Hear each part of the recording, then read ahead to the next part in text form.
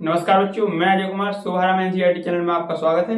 आज हम देखने जा रहे हैं हिंदी का टॉपिक काव्यबोध। जैसा कि आप लोगों ने थंबनेल में देखा है कि संपूर्ण काव्यबोध एक ही वीडियो में।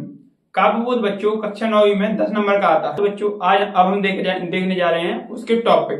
काव्यबोध में मुख्य रूप से 4 टॉपिक होते हैं: काव्य, काव्य की परिभाषा, काव्य के भेद, रस, छंद, अलंकार। रस के भेद प्रकार, रस के छंद के भेद प्रकार और अलंकार के बारे में पढ़ेंगे। हाँ तो बच्चों देखते हैं टॉपिक को। पहला है काव्य की परिभाषा एवं भेद, दूसरा है रस का परिचय एवं प्रकार, तीसरा है छंद का परिचय एवं प्रकार, अलंकार की परिभाषा एवं भेद। अलंकार कितने कौन कौन से हैं? अनुप्रास अलंकार, यमक अलंकार, उपमालंकार, रूपक अलंकार, उत्प्रेक्षा और एवं मानवीकरण अलंकार। देखते हैं बच्चों काव्य की परिभाषा है: काव्य हमारे भावों विचारों की शाब्दिक अभिव्यक्ति है जो आनंद की अनुभूति कराने वाली होने के कारण संचरणीय है। आचार्य विश्वनाथ ने एक परिभाषा दी है बच्चों: रसात्मकम वाक्यम काव्यम। काव्य 2 प्रकार के होते हैं, एक श्रव्य काव्य और दूसरा दृश्य काव्य। हाँ तो बच्चों इस हम श्रृंखला के अनुसार हम देखेंगे काव्य के संपूर्ण परिचय को। काव्य 2 प्रकार के होते हैं, श्रव्य काव्य, दृश्य काव्य। और श्रव्य काव्य के 2 प्रकार होते हैं, दृश्य काव्य के भी 2 प्रकार होते हैं। श्रव्य काव्य के 2 प्रकार होते हैं, प्रबंध काव्य और मुक्तक काव्य। और दृश्य काव्य के 2 प्रकार होते हैं, नाटक और एकांकी। प्रबंध काव्य के 2 प्रकार होते हैं, महाकाव्य और खंड काव्य। मुक्तक काव्य के 2 प्रकार होते हैं, पाठ्य मुक्तक और गेय मुक्तक। बच्चों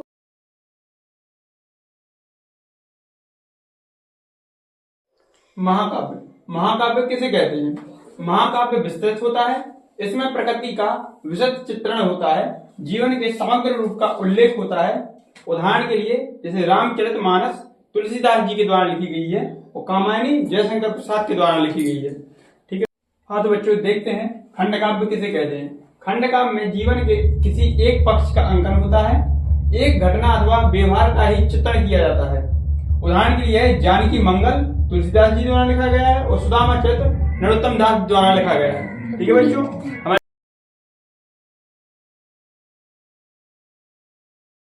हाँ तो बच्चों देखते हैं रस किसे कहते हैं? रस के अंग, रस के विभाव के भेद, रस के नाम, रस के प्रकार, स्थायी भाव और संचारी भाव। हाँ तो बच्चों हम देखेंगे रस किसे कहते हैं? काव्य को पढ़ने लिखने सुनने से जिस आनंद की अनुभूति होती है उसे रस कहते हैं। रस के 4 अंग होते हैं: विभाव, अनुभव, संचारी भाव, स्थायी भाव।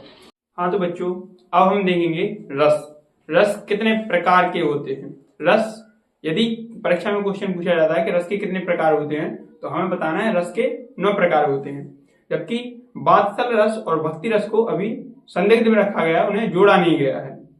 तो अब हम देखेंगे रस के प्रकार। जो देखते हैं रस के नाम। पहला रस है श्रृंगार रस, हास्य रस, करुण रस, विभत्स रस, रौद्र रस, अद्भुत रस, वीर रस, शांत रस, भयानक रस और वात्सल रस। ये हमारे 10 रसों के नाम हैं। अब हम देखते हैं प्रत्येक रस का एक स्थायी भाव होता है उसको। हाँ तो बच्चों देखते हैं अब इनके स्थायी भाव। श्रृंगार रस का स्थायी भाव होता है रति, जो कि उसका अर्थ होता है प्रेम। श्रृंगार रस का स्थायी भाव प्रेम भी बोल सकते हैं।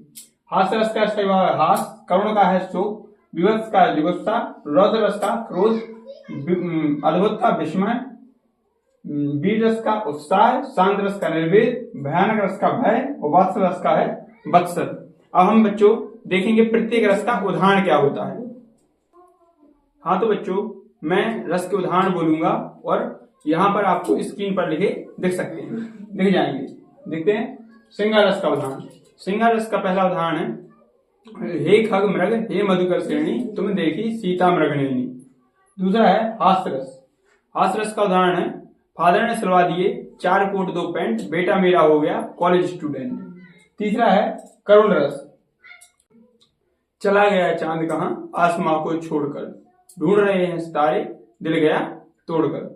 अगला रस का उदाहरण है: सड़क पर पड़ा एक भिखारी मैंने देखा, खून पीप टपकते उसके घाव से मैंने देखा। अगला है बच्चों रौद्र रस। रौद्र रस का उदाहरण स्थायी भाव होता है क्रोध। इसका उदाहरण है श्री कृष्ण के सुन वचन अर्जुन क्रोध से जलने लगे, सब शोक भूलकर अपना करतलेवर मलने लगे। अगला है अद्भुत रस। अद्भुत रस का स्थायी भाव होता है विस्मय। इसका उदाहरण होगा एक अचंभा देखो साहिल भाई, मछली चलकर जमीन पर आई। अगला है वीर रस। वीर रस का स्थायी भाव होता है बच्चों उत्साह। हमें वीरता से संबंधित कोई उदाहरण बताना है। इसका हो जाएगा बुंदेलो हर बोलो के में हमने सुनी कहानी थी, खूब लड़ी मर्दानी वह तो झांसी वाली रानी थी। अगला है बच्चों शांत रस। शांत का होता है स्थायी भाव निर्वेश।